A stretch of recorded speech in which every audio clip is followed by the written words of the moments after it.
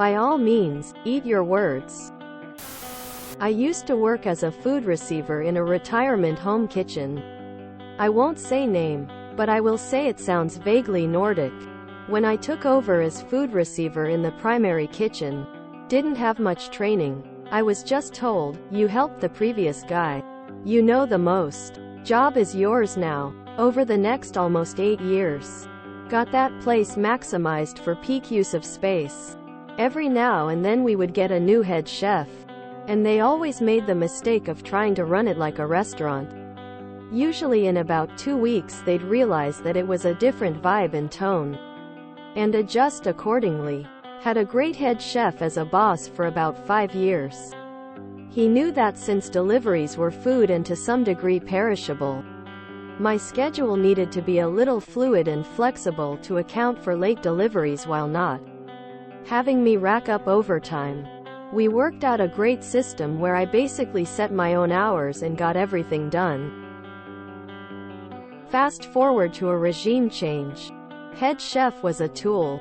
But with him came a woman whose job title was never told to any of us in the kitchen. We were just told she outranked all of us. First thing she did was decide I would no longer have a fluid schedule. My shifts would be posted on the board like all the others. 2 weeks in advance. I didn't like it, but okay. Fair enough. Cut to about 2 weeks later. I had to leave early for a dentist appointment that had been submitted and approved months ago. I reminded her day before. And day of. Day after. She gives me a dressing down and a written reprimand for leaving before end of scheduled shift. She told me she didn't care what happened before. She never had papers for this request.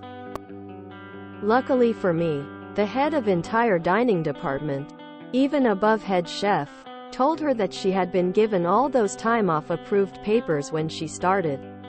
And if my shift didn't reflect my pre-approved leaving early, it was her fault for not paying attention. Unluckily, she decided to take it out on me, saying that, from now on once schedule is posted, no changes unless it's in writing and signed by both of us minimum of 2 days prior. No exceptions. Quote, I looked at calendar and saw I'd get to have fun and get payback. See, being a food receiver, a monthly job of mine was to do end-of-month inventory on all food, beverage, cleaning items. I had actually created the inventory paperwork myself. So instead of being alphabetical, the items were all listed together based on which area they were stored in: dishwasher, chemical closet, freezer, dry food storage, soda syrup room, etc. Meaning after a few months I could go room to room quickly and be done in less than 2 hours. Catch was it had to be done either last thing last day of a month or first thing first day of a month, and could not do 2 in same month, with no weekend deliveries. I worked Monday, Friday. Now under the old cool head chef, if I had to do it on a Saturday or Sunday, I'd just come in and do it, then leave early on a slow day, canceling extra hours. And lo and behold, this was one of those months where inventory would have to be done on a Saturday or Sunday. Days she had me down as off on the calendar. I grin her like Tim Curry, Grinch in Home Alone 2, and waited. Sure enough, last Friday of the month, she asks me, which day are you coming in to do inventory? I told her I wasn't. I was scheduled off. She goes into a tirade about, it's your job. You don't tell me no. I'll have you written up, etc. I calmly told her making the schedule was her job and responsibility, not mine. This earned me, I don't care what the schedule says. You're coming in this weekend. To which I sweetly and sarcastically asked if she had a paper signed by both of us and dated no later than yesterday about us agreeing to this switch. You know, I said, the policy you created when you got called out by head office for not properly handling my scheduled early shift? Quote, if smartphones had been commonly around in 2009, I would have taken a picture of her face. I found out from Weekend Crew it took her almost an entire day to do it herself. That was first of many times she found out that fun way that about half the tasks I did under old regime were technically not required by my work position.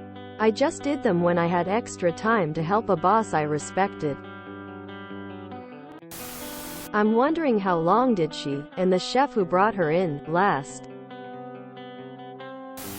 Good on you, mate. Respect ma authorita. Quote. I'm picturing umbrage. If a boss is talking to you like that, bitch, bye.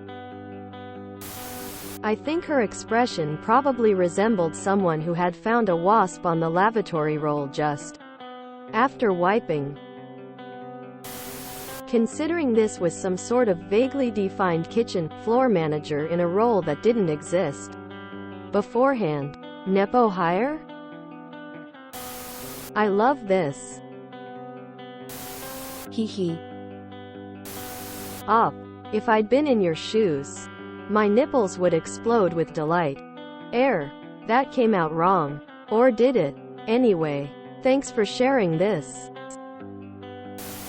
If you enjoyed this video, please check out our playlists full of similar content. Epic Ericast is like doom scrolling for your ears. Please like, share, and subscribe.